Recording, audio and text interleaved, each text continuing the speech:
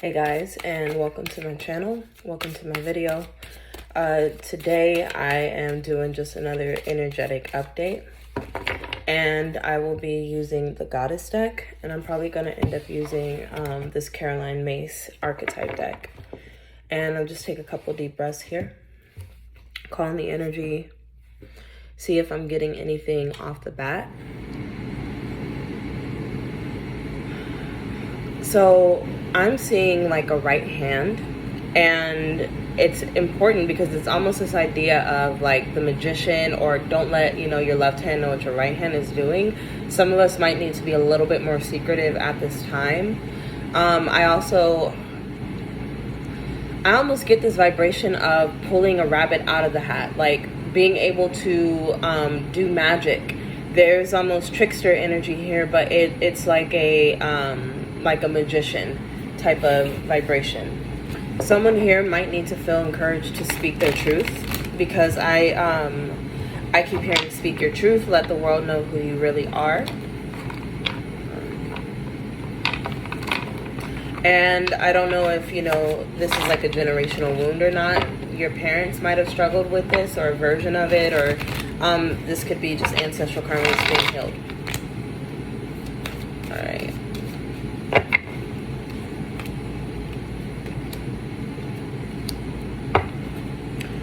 First card is the King of Swords.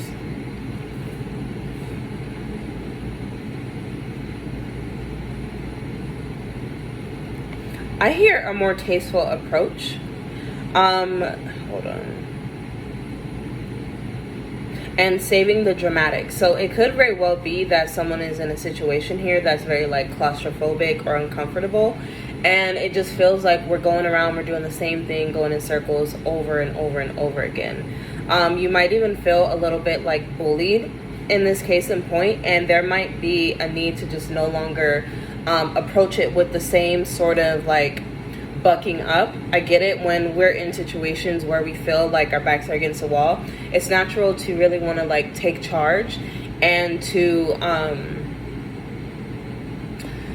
feel like we want to push out the same amount of anger. But I feel like in this case you might need to almost like grin and bear it. And it's not to say like be wiped or be walked all over, but I think in this case there's a need to just really pull back your energy and be diligent and let that do the talking. Like it doesn't have to be explicitly said in order for you to say it. I think it's necessary to keep your peace, and most importantly to shield and protect your vibration right now.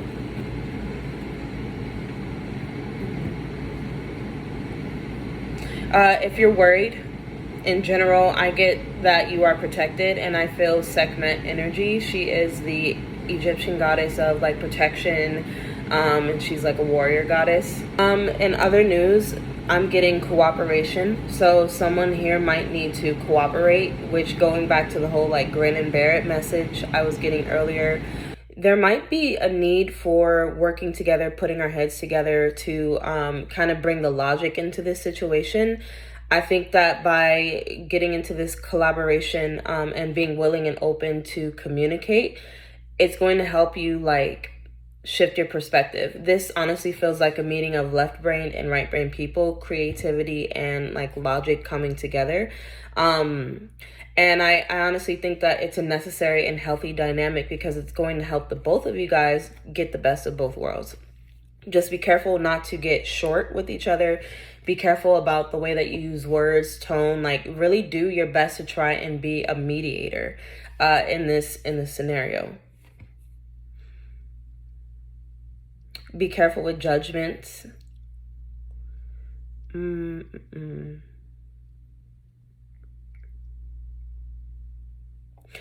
the final thing I get off of this is like making amendments. So again, like maybe this is like a partnership or a group or something that you were a part of, and then there's been like an odd rift. I kind of feel like by you guys working together again, or just being able to see the duality in another person's perspective, it helps you to forgive them. It helps you to kind of put like, let it be, or water underneath the bridge.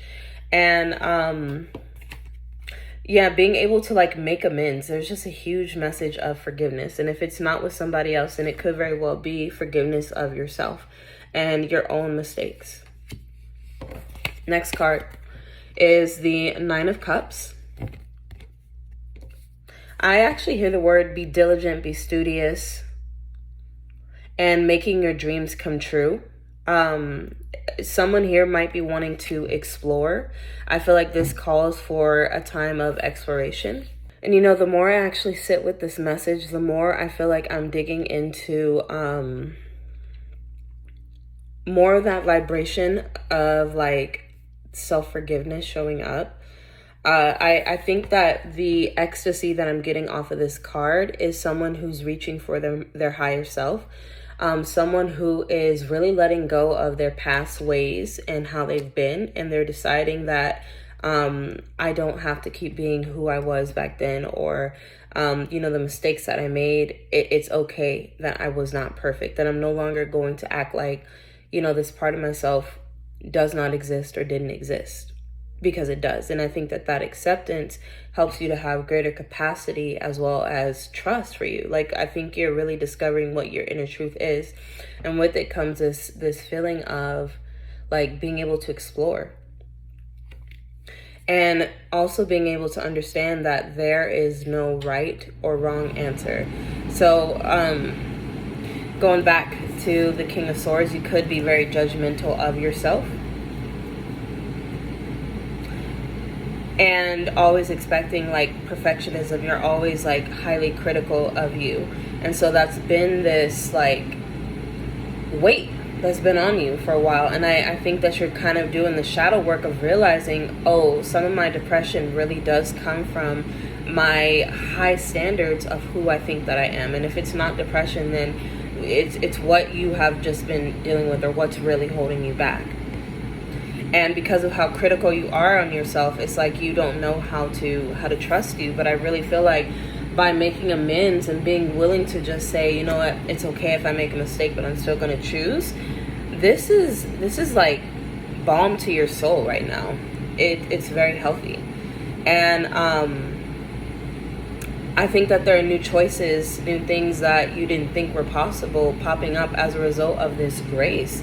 And I feel like personally, I definitely really relate to this. I just did a video not too long ago about how like Cancer season has been placing me in scenarios where the emotion is exactly the same, but I am giving myself the opportunity to choose differently and not being overly hard on myself about it. I'm also a Libra, so I know the story very well of like being indecisive and of feeling like I have to get it right every time. I really think that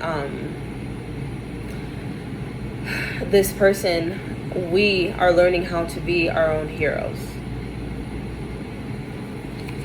And final card is the Seven of Cups.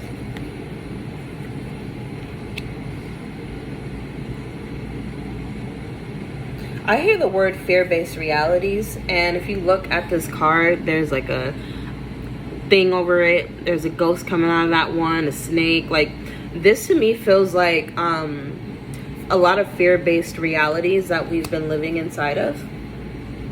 And to me, honestly, this kind of just points back to what I was saying about this fear of making choices, or this fear of, you know what I mean? Like the duality. And nothing is ever really as it seems. When I say that, I mean that, you know, it can seem as though there's one projected outcome that's going to happen, but really it's a multiple choice. And the choices never really turn out the way that we think that they do, because again, it's not just us. We're also co-creating and working with the universe as well. Let life be simple right now. I wouldn't do anything that's like just way too much that involves you making these like crazy plans. Just stick to your regular routine. I hear the words, the right choice happens when we launch ourselves into action. You may need to just meet yourself where you're at. And